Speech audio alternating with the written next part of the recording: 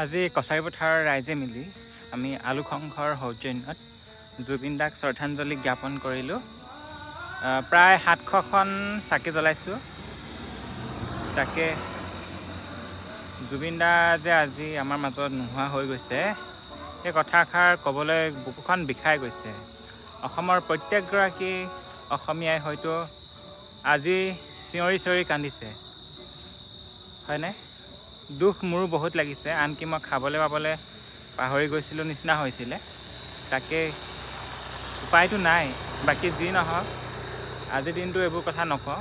জুবিন দাৰ আত্মাই সদ্গতি কামনা কৰিলোঁ। জুবিন দা য'তে আছে ভালে কুশলে যাতে থাকে, তাৰে কামনাৰে আজি মুঠতে 700খন চাকি জ্বলালোঁ। এয়া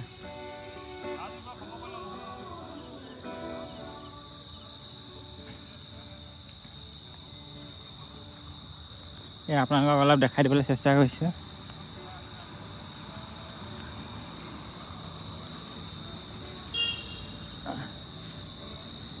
এয়া